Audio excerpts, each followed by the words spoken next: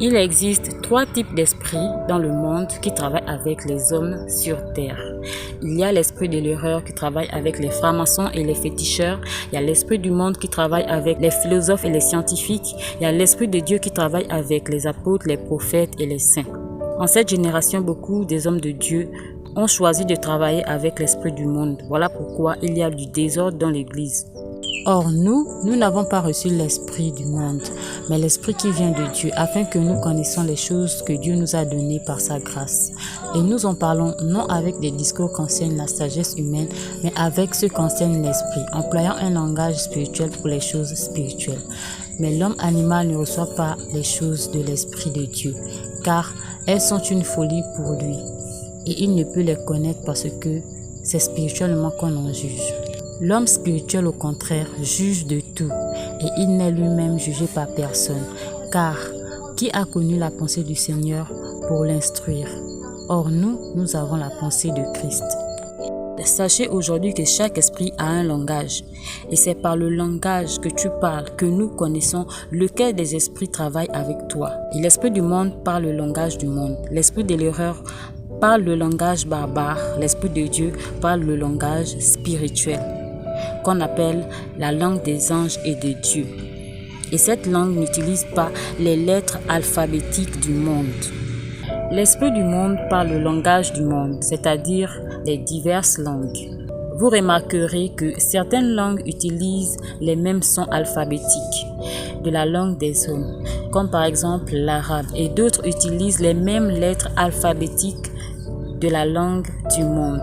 Donc, il y a plusieurs langues, mais les mêmes lettres. L'esprit de l'erreur parle le langage du diable, donc le langage barbare qui utilise les lettres alphabétiques du monde, mais dont on ne comprend pas le sens. Or, Paul, poussé par le Saint-Esprit, dit « Quelque nombreuses puissent être dans le monde diverses langues, il n'en est aucune qui ne soit une langue intelligible. » Donc, cette langue, c'est la langue d'un peuple qui n'adore pas Dieu, mais que Dieu a choisi pour châtier le peuple d'Israël, donc son peuple. Eh bien, c'est par des hommes aux lèvres balbutantes et au langage barbare que l'Éternel parlera à ce peuple. L'Éternel utilise ce peuple pour châtier son peuple, afin de les faire comprendre qu'ils sont dans l'erreur.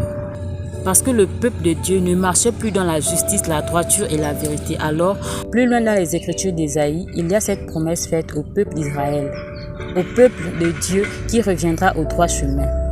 Celui qui marche dans la justice et qui parle selon la droiture, qui méprise un gain acquis par extorsion, qui secoue les mains pour ne pas accepter un présent, qui ferme l'oreille pour ne pas entendre des propos sanguinaires et qui se bande les yeux pour ne pas voir le mal, celui-là habitera dans les lieux élevés. Des rochers fortifiés seront sa retraite. Du pain lui sera donné, de l'eau lui sera assurée. Tes yeux verront le roi dans sa magnificence. Ils contempleront le pays dans toute son étendue. Ton cœur se souviendra de la terreur. Où est le secrétaire? Où est le trésorier? Où est celui qui inspectait les tours? Tu ne verras plus le peuple audacieux, le peuple au langage obscur qu'on n'entend pas, à la langue barbare qu'on ne comprend pas. Donc, si le peuple de Dieu se remet à pratiquer la justice, la droiture et la vérité, Dieu l'éloignera de ce peuple au langage obscur qui n'adore pas Dieu, mais qui adore plutôt le diable. Moïse a parlé de ce peuple. Mais si tu n'obéis point à la voix de l'Éternel, ton Dieu, si tu n'observes pas et ne mets pas en pratique tous ces commandements et toutes ces lois que je te prescris aujourd'hui, voici toutes les malédictions qui viendront sur toi et qui seront ton partage. Pour n'avoir pas, au milieu de l'abondance de toutes choses, servi l'Éternel ton Dieu avec joie et de bon cœur, tu serviras au milieu de la faim, de la soif, de la nudité et de la disette, de toutes choses. Tes ennemis que l'Éternel enverra contre toi, il mettra un joug de fer sur ton cou, jusqu'à ce qu'il t'ait détruit. L'Éternel fera partir de loin des extrémités de la terre une nation qui fondra sur toi d'un vol d'aigle, une nation dont tu n'entendras point la langue, une nation au visage farouche, et qui n'aura ni respect pour le vieillard, ni pitié pour l'enfant. Ce genre de personnes n'adorent pas Dieu, car ils font tout ce qui est contre la volonté de Dieu. Ils ont été utilisés par Dieu pour châtier son peuple. pour châtier le peuple de Dieu. Et quand tu décides de parler ce langage insensé que ce peuple parle, cela veut dire que tu fais désormais partie de ce peuple qui adore le diable.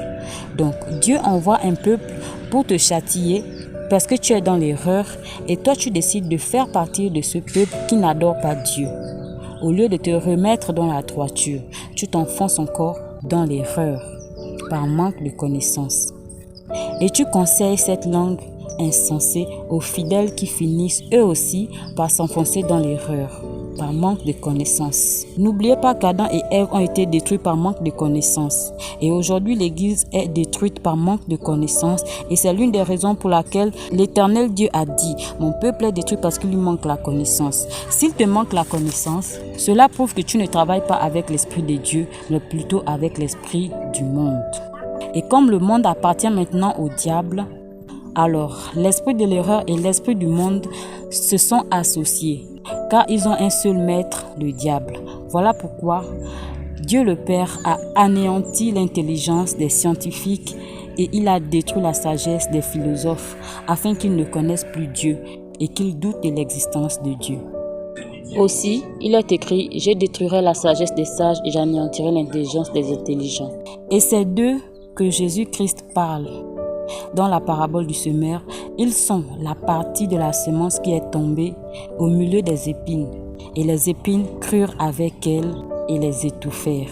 Et pour expliquer cette parabole à ses disciples qui demandèrent à Jésus que signifie cette parabole, il répondit « Il vous a été donné de connaître les mystères du royaume de Dieu.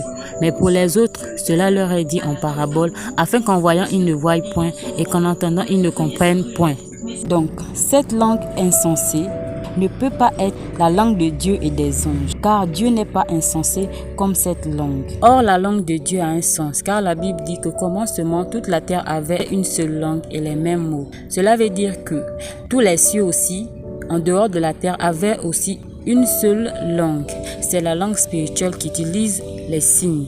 Ces signes que Jésus convertit en paraboles. Par exemple, le jour où Jésus s'est fait baptiser, c'est par un signe donné par Dieu à Jean-Baptiste que Jean a su que Jésus était le Messie. Si nous convertissons ce signe en parabole, nous dirons une colombe sur l'épaule.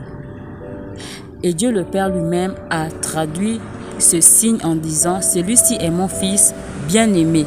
Donc le langage spirituel ici, ce sont les signes.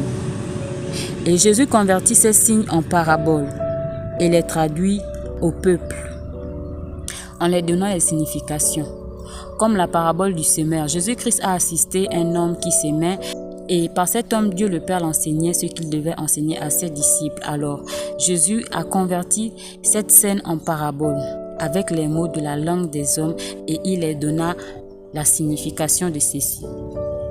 Quand Dieu dit « leur langue », cela prouve que les esprits aussi ont leur langue, qui n'utilisent pas les mêmes mots que la langue des hommes.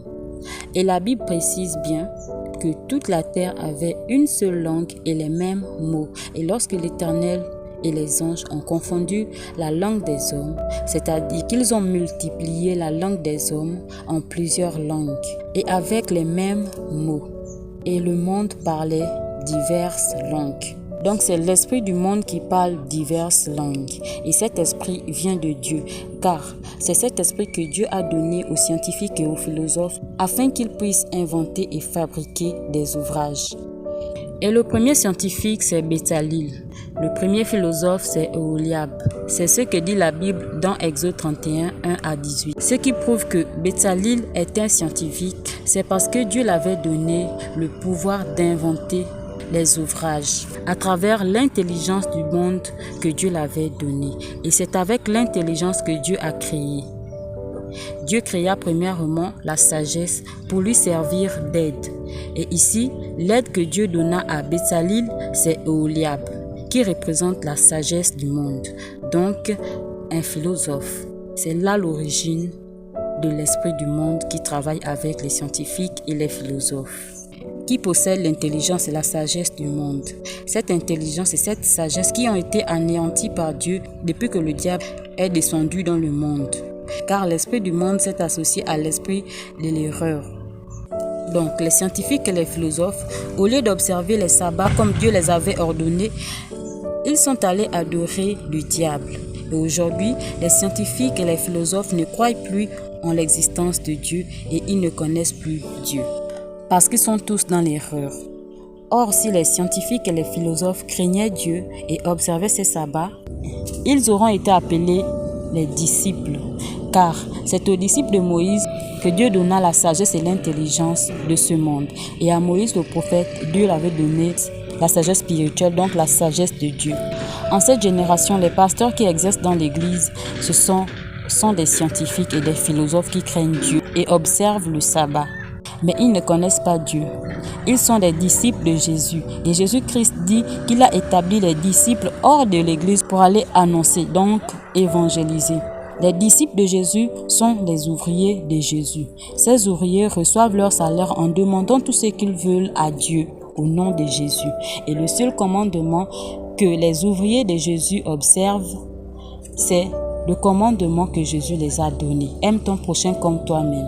Or, pour exercer dans l'Église, il faut observer les deux commandements. Celui de Jésus qui dit « Aime ton prochain comme toi-même » et celui de Dieu qui dit « Tu aimeras ton Dieu de tout ton cœur, de toute ton âme, de toute ta force et de toute ta pensée pour recevoir la vie éternelle. » Car Jésus-Christ dit « Or la vie éternelle, c'est qu'ils te connaissent, toi le seul vrai Dieu, et celui que tu as envoyé, Jésus-Christ. » Et celui qui observe ces deux commandements, Dieu le fera passer un test, le test de connaissance de Dieu avant de l'établir dans l'Église pour exercer. Car il faudrait que celui qui exerce dans l'Église connaisse Dieu, sa volonté. Il faudrait qu'ils arrivent à discerner les esprits de Dieu à ceux du diable. Il faudrait aussi qu'ils connaissent et comprennent le langage de Dieu, donc le langage spirituel, car ceux qui exercent dans l'Église parlent aux hommes de la part de Dieu. Et Dieu dit qu'il a établi dans l'Église premièrement les apôtres et non les pasteurs. La Bible dit donc le fait que les pasteurs exercent premièrement dans l'Église, c'est contre la volonté de Dieu. Et c'est ce qui détruit l'Église. Les pasteurs ont reçu le don de conseil, le don de prêcher, c'est-à-dire le don d'évangéliser. Et les apôtres ont reçu le don de prêcher et d'enseigner. Et c'est eux que Dieu a établis dans l'Église premièrement. Donc, tous ceux que Dieu a établis pour exercer dans l'Église sont appelés les ouvriers de Dieu. Et Dieu dit que leur salaire, ce sera les dîmes et les offrandes que les gens donneront à Dieu et que Dieu partagera avec ses ouvriers. Voici quelques problèmes qui mènent l'Église à la destruction. J'espère qu'ensemble nous trouverons des solutions. Je vous dis à bientôt pour une nouvelle vidéo.